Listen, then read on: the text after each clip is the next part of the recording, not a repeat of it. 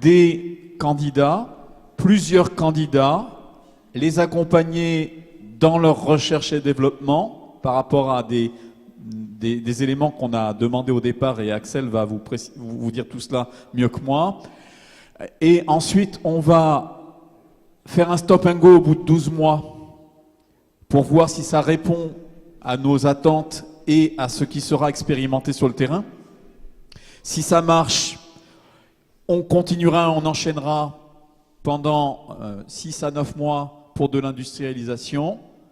Si on est toujours content, on garde ceux avec lesquels on est content et on s'engage à acquérir la solution pour être déployée dans les établissements, dans les écoles.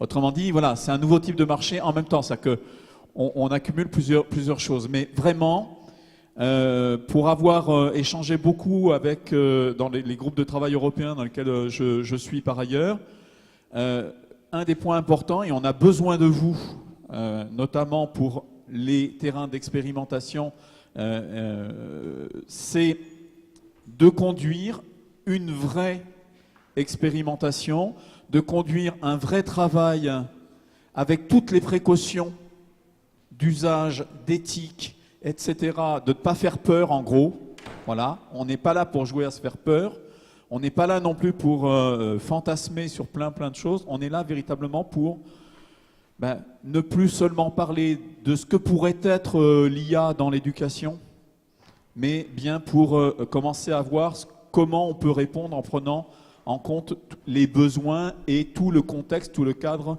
qui va autour.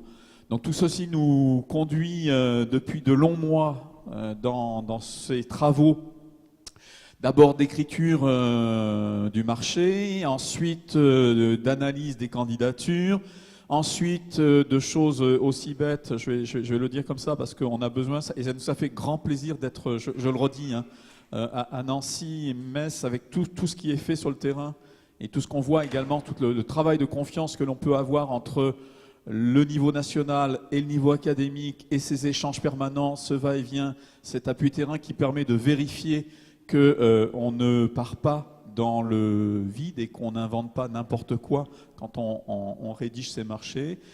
On est là effectivement sur un beau défi, donc on a besoin des uns et des autres véritablement pour le transformer.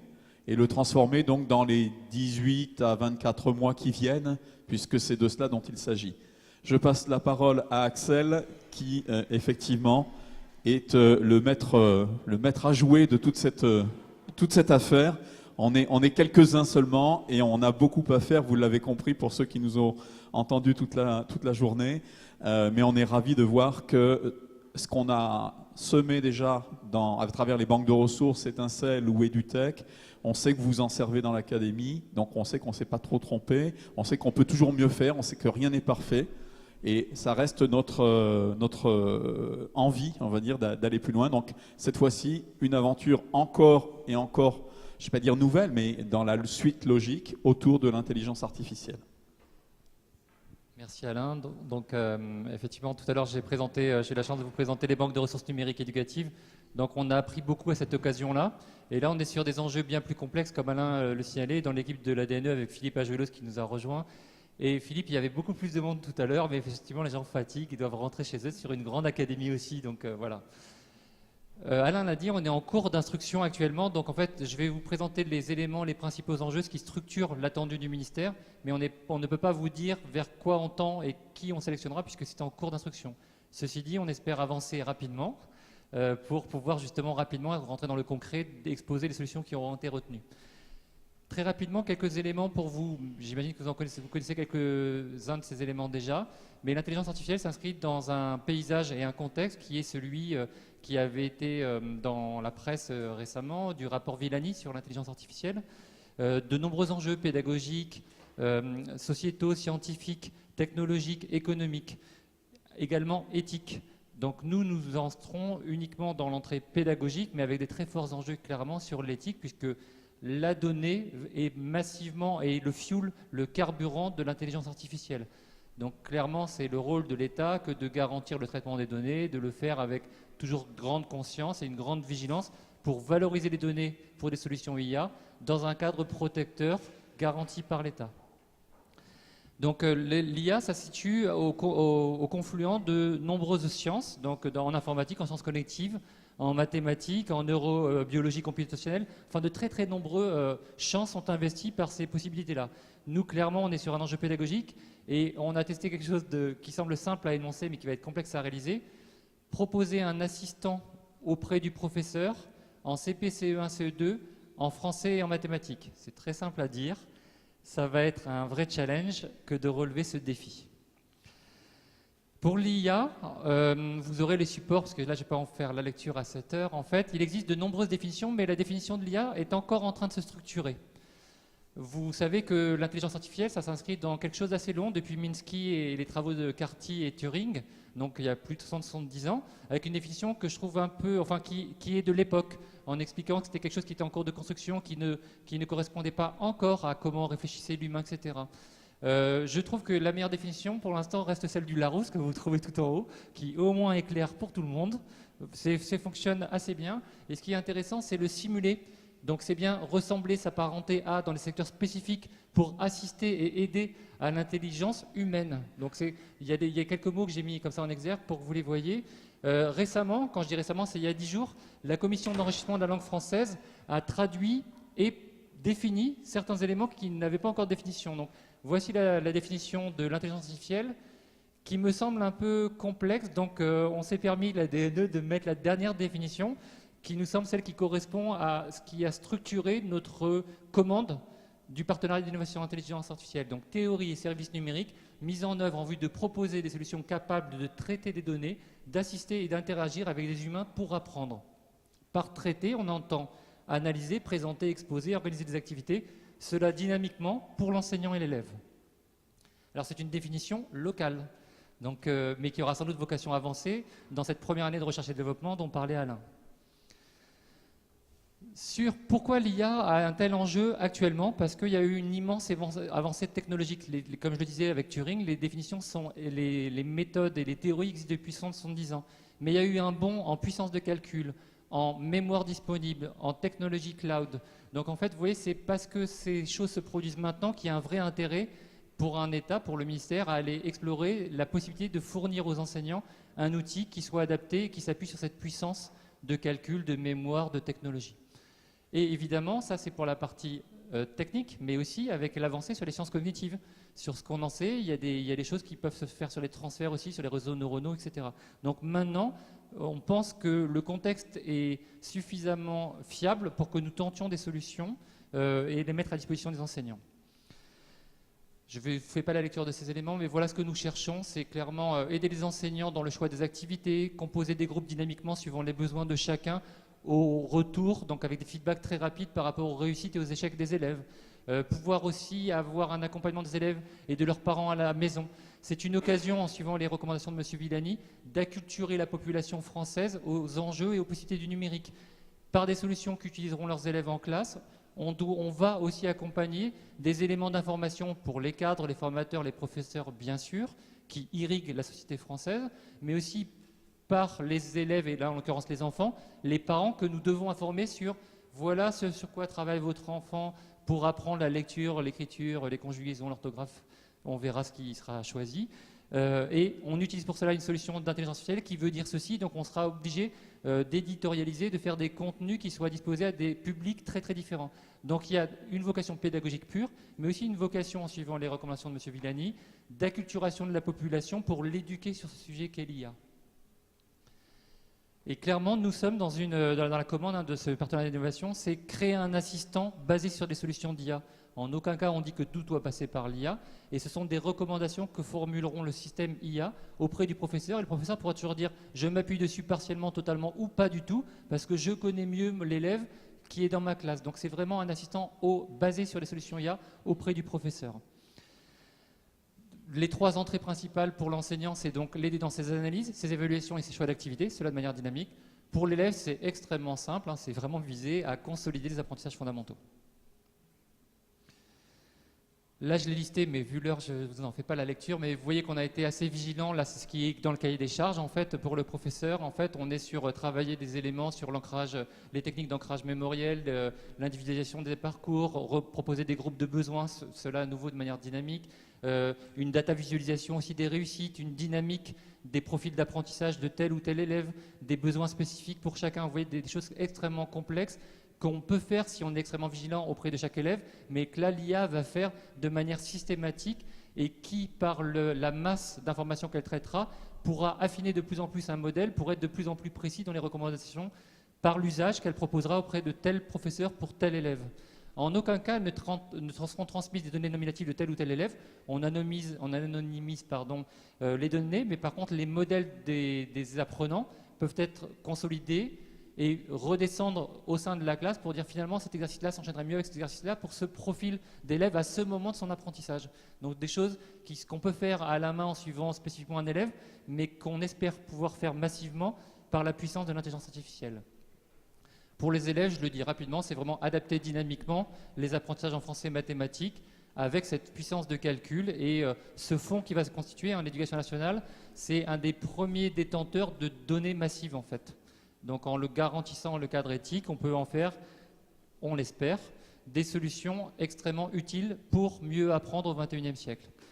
Je viens de le dire, hors technique et hors pédagogie, un enjeu central pour nous, et c'est aussi une occasion, nous, d'accompagner des filières technologiques sur ce sujet-là, et de s'inscrire dans un cadre strictement éthique. Si le ministère ne le fixe pas, qui le fixera?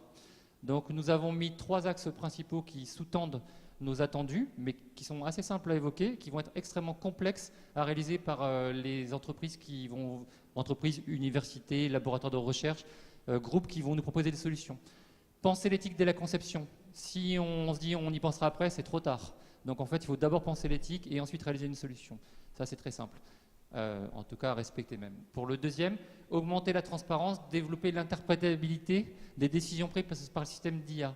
Ça semble simple à dire, ça va être extrêmement complexe pour certains, parce que parfois, on fait de la puissance de calcul pure, on fait passer dans des réseaux neuronaux, et en fait, on ne sait pas trop comment ça fonctionne, mais à la fin, ça fonctionne. Bon, ça, c'est pas recevable. Quand on va devoir expliquer à un parent, en fait, voilà, je pense qu'il y a telle ou telle difficulté, il faut qu'on puisse donner des éléments d'interprétation de la décision prise. On a mis un immense garde-fou, c'est que je vous rappelle, c'était un système d'assistant, de conseil auprès de l'enseignant. La personne qui décide, qui tranche, c'est le professeur.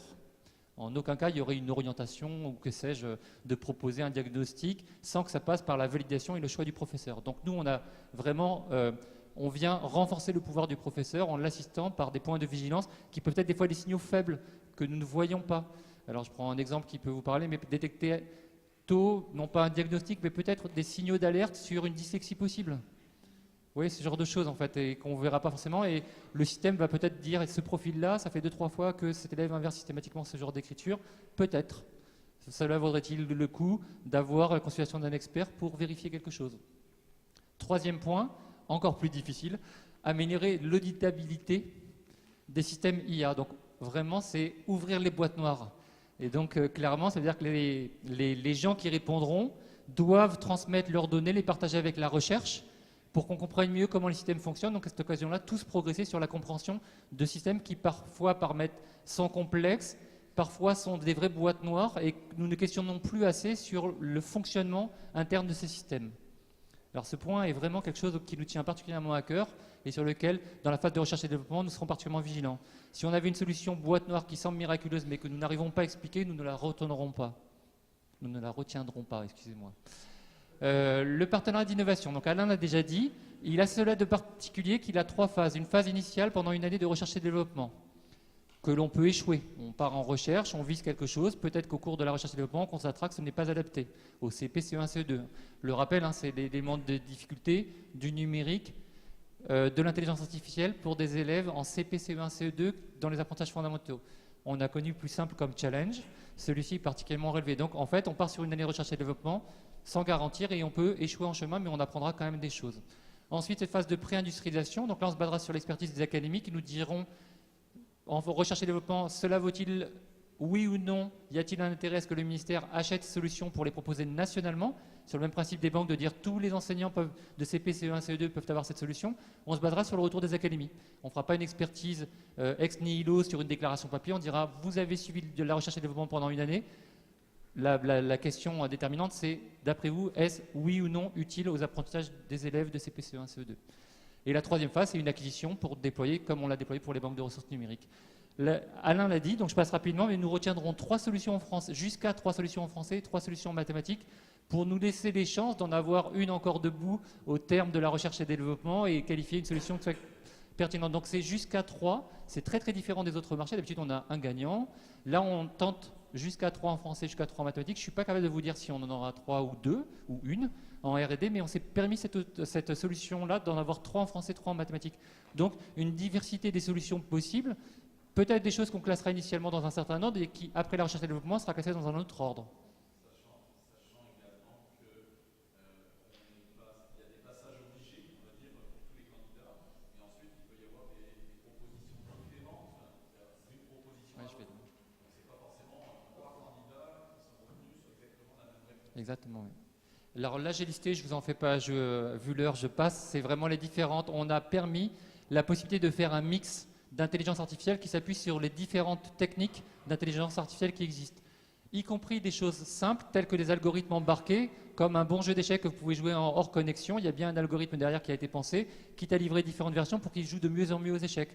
Donc des possibilités de jouer en local, sans connexion Internet, pour des zones blanches en France, pour des zones où on n'aurait pas un très bon débit, etc., par des déploiements progressifs de versions différentes, avec quand même de l'intelligence artificielle. Ça marche d'autant mieux, ce genre de choses, qu'on adresse des compétences procédurales du type les techniques opératoires, le calcul mental, travailler les conjugaisons régulières, ce genre de choses. Voilà, tout ce qui peut être automatisé se prête à ça. Après, on peut aller explorer des intelligences artificielles beaucoup plus avancées et voir avoir des solutions qui mixent ces différentes intelligences artificielles. On l'a dit, donc c'est juste une diapo qui reprenait des points essentiels. Identifier les besoins précis de chaque élève, voici nos objectifs.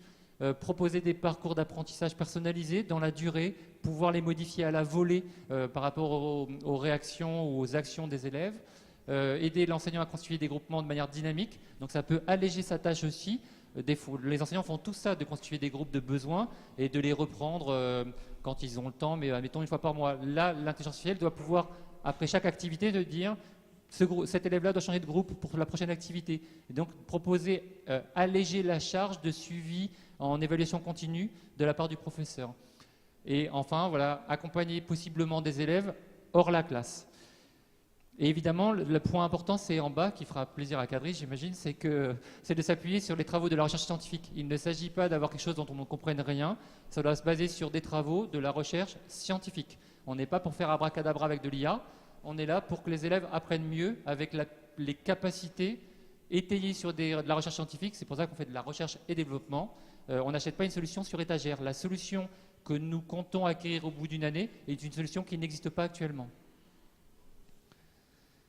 Je l'ai dit, et Alain aussi l'a dit, on est sur des choses, il ne s'agit pas de couvrir l'intégralité des attendus du programme en CP, CE1, CE2 en français et mathématiques. On a imposé d'aborder obligatoirement la lecture et l'écriture en français, c'est très complexe, et possiblement d'autres points. Et en mathématiques, obligatoirement d'aborder nombre et calcul, et possiblement d'autres points. Juste quelques éléments maintenant de calendrier pour que vous ayez des perspectives. Nous en sommes, Alain l'a dit, en fait, voilà, on a donc construit la proposition, on est en train d'hiérarchiser les candidatures, et notre idée, c'est d'avoir défini les groupes retenus. Donc sur ces différentes phases, on en est à la fin de la consultation, donc la fin du point 1. On va définir les meilleurs, pointer leurs faiblesses, leur demander de nous faire une rapide seconde offre. Et ensuite, on commence l'année de recherche et développement avec ce qu'a déjà évoqué Alain, la possibilité de dire stop ou on continue pour chacun des candidats. Donc c'est très innovant, donc à partir de l'innovation intelligence artificielle. C'est une modalité qui est extrêmement neuve aussi pour nous et pour de nombreux ministères d'ailleurs.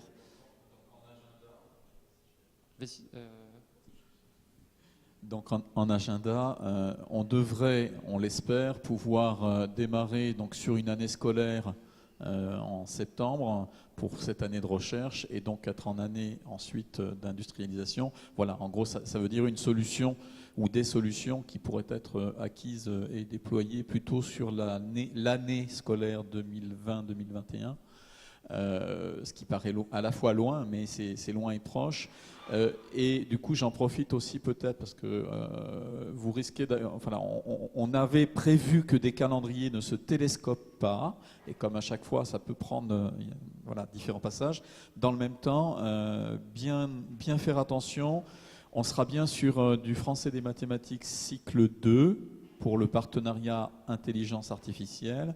Et il y aura peut-être en même temps, à l'image des banques de ressources qui nous étaient demandées sur le français, les mathématiques cycle 2, des banques de ressources plus classiques, on va dire, mais qui réfléchissent aussi déjà à ces éléments, qui interviendront peut-être dès la rentrée scolaire 2019, ou en tout cas le début de l'année 2020.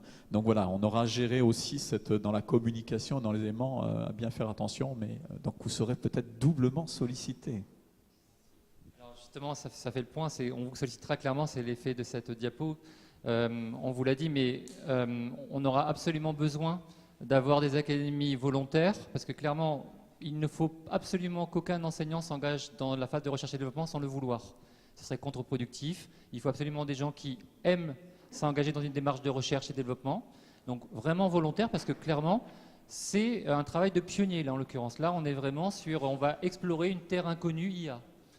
Pour l'éducation. Donc il faudra des volontaires et on se tournera clairement vers vous parce que les délégations académico-numériques éducatifs, les inspecteurs chargés de la mission numérique, les inspecteurs, les équipes de circonscription, les e-run, vous les appelez les formateurs aux usages du numérique, les fun, chez vous seront les collègues qui ont les compétences, la reconnaissance, la proximité pour accompagner des collègues qui seraient volontaires pour découvrir ces nouvelles solutions. Donc clairement, on sollicitera l'Académie de Nancy Metz, qu'on est habitué à travailler avec vous. On sait que vous savez relever des challenges dans des conditions difficiles et que vous avez des usages. Non, mais pas que, bien sûr. Là, je m'adresse aussi en particulier à l'Académie. Mais voilà, clairement,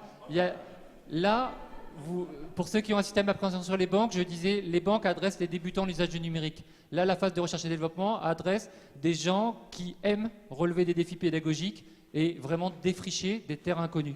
Donc c'est pour ça, à ce titre-là, on s'appuiera sur les DAN, sur les équipes des inspecteurs chargés de la mission numérique, des équipes de circonscription. Et clairement, il y a des compétences chez les enseignants référents aux usages du numérique qui seront très très importantes pour accompagner des collègues, parce qu'il ne faudra vraiment pas juste leur dire « t'es inscrit pour une année », c'est l'accompagner, venir, suivre ça.